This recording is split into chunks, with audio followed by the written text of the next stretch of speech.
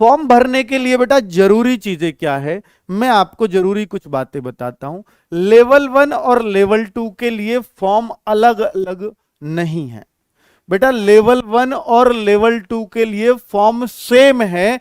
एक ही फॉर्म में बच्चों कुछ इस तरह से भर जाएगा, जैसे देखिए आप सेलेक्ट करते हैं तो यहां पर लिखा आएगा कि आप प्राइमरी का भरना चाहते हैं, आप प्राइमरी या अपर प्राइमरी का भरना चाहते हैं या अपर प्राइमरी का भरना चाहते हैं। अगर आप दोनों, देखिए बीएड बीटीसी कोई भी हो बच्चे, दोनों का भर सकते हो। आप बीएड हो तब भी दोनों भर सकते हो, आप बीटीसी हो तब भी दोनों भर सकते हो, इसलिए कोई टेंशन नहीं है। और ज्यादातर क्या मैं कहूंगा 99% बच्चे दोनों को ही भरते हैं, तो यही स्टिक करना पड़ेगा आपको। तो इसमें आप दो तरह के टीचर की वैकेंसी के लिए एलिजिबल हो जाते हो, एक तो 1 to 5 वाली प्राइमरी वाली भी और जूनियर वाली भी 6 to 8 वाली। ठीक है, अगर आप दोनों टेट पास कर लेते हो, पासिंग मार्क्स आप सबको पता है कि भैया 82 पर होता है ओबीसी एससी एसटी, और जनरल ईडब्ल्यूएस 90 पे पास होते हैं 150 में से। तो ये पासिंग मार्क्स तो सबको ही पता है, इतना ही लाना अनिवार्य है। अब बच्चों इतने से क्या काम चल पाता है? हाँ, क्योंकि ये बेटा सिर्फ क्वालिफाइंग है, क्योंकि अगला पेपर डिसाइड करेगा कि क्या करना है आपको। ठीक है, यह तो बस आपको प्रवेश देगा अगले में।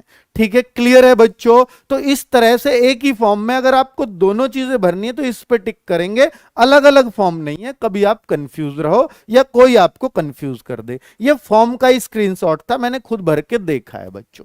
ठीक है, आप ही के लिए भर के चेक किया है। अगर बच्चों फीस की बात करूं तो अगर केवल एक पेपर का या तो प्राइमरी या 6 to 8 यानी जूनियर वाला पर प्राइमरी भरते हो तो बेटा आपको कोई सा एक पेपर भरते हो तो ये आपकी फीस है। ये जनरल ईडब्ल्यूएस ओबीसी ये 3 लोगों की फीस है बच्चों।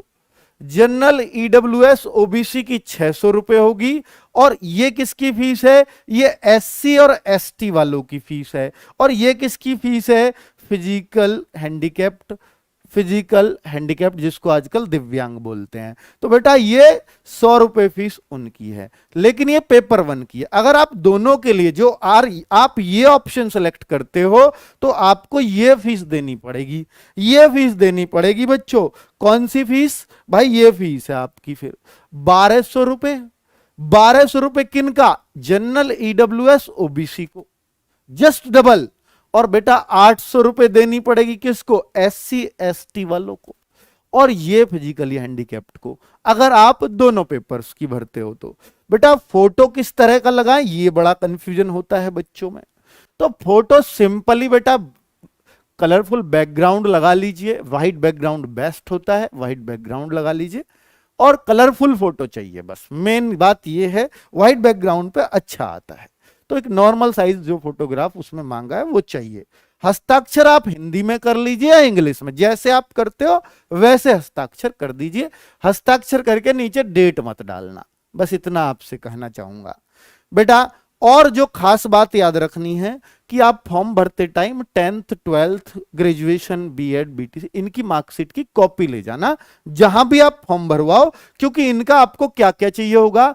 10th और इक्विवेलेंट आपने कहां से किया, यानी उसका बोर्ड सेलेक्ट करना होगा कि किस बोर्ड से। तो जैसे यूपी बोर्ड से तो इलाहाबाद बोर्ड आएगा, आपका सीबीएसई बोर्ड है तो सीबीएसई, आईसीएसई है तो आईसीएसई, और अदर स्टेट के तो अदर स्टेट आ जाता है बोर्ड। ठीक है बच्चों, 3 तो ऑप्शन आएंगे, क्या क्या? यूपी बोर्ड, आईसीएससी, सीएससी, और एक ऑप्शन आएगा अदर स्टेट बोर्ड, तो फिर आप अदर बोर्ड कर देंगे इसमें।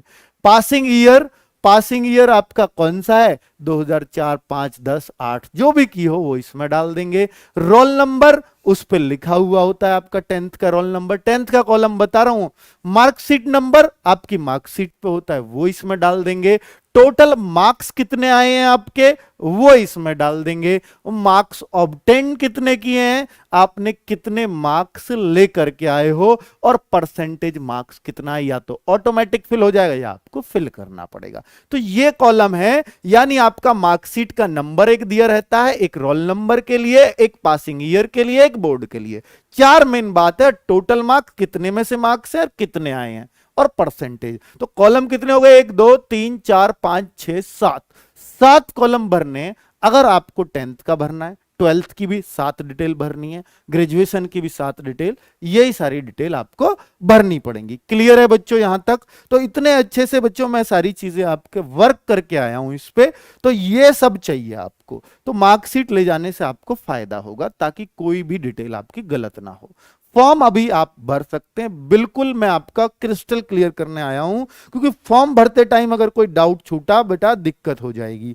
अब अगर बच्चे आप कोई देखिए सिटी सेलेक्ट करते हैं तो 3 सिटी के ऑप्शन है, आप एग्जामिनेशन सेंटर कहां चाहते हैं। जरूरी नहीं कि आप अपने होम डिस्ट्रिक्ट में चाहो, बाहर के डिस्ट्रिक्ट को भी भर सकते हो। तो अपनी first choice, second choice, third choice, 3 एक जैसी चॉइस मत डाल देना एग्जाम सेंटर्स की, तीनों अलग अलग डालना, ठीक है बच्चों, सेम चॉइस नहीं, क्योंकि अगर वहां खाली नहीं हुआ तो फिर आपके लिए दिक्कत हो जाएगी, और सेम चॉइस डालने पे फिर फॉर्म फिर में दिक्कत भी आ सकती है। ठीक है, तो अड़ोसी पड़ोसी कोई से भी डिस्ट्रिक्ट डाल सकते हो, सब है यहां पर। ठीक है, आगे है बच्चे एग्जाम सब्जेक्ट ग्रुप, आप कला वर्ग से हैं, साइंस वर्ग से हैं, या आर्ट साइड से हैं। तो साइंस के हैं तो साइंस डालिए, आर्ट के तो 2 ही ऑप्शन है यहां पर, विज्ञान वर्ग और कला वर्ग, कॉमर्स वगैरह का कोई ऑप्शन इसमें नहीं है। ठीक है बच्चों, एग्जाम फर्स्ट लैंग्वेज ये आपकी फिक्स होगी कि हिंदी, ये छपा हुआ आएगा वहां। और एग्जाम जब सेकंड लैंग्वेज भरते हैं तो बेटा इसको आप जिसमें कंफर्टेबल है, 3 लैंग्वेज यूपी में चुन सकते हैं, हिंदी, उस हिंदी तो कंपलसरी है, इंग्लिश, संस्कृत और उर्दू, इनमें से आप कौन सी लैंग्वेज यहां चूज करना पसंद करोगे। तो बेटा मैं कहता हूं इंग्लिश हम लोग पढ़ा रहे हैं, ये गारंटी है कि की पूरी इंग्लिश क्लास से फंसा देंगे बच्चों।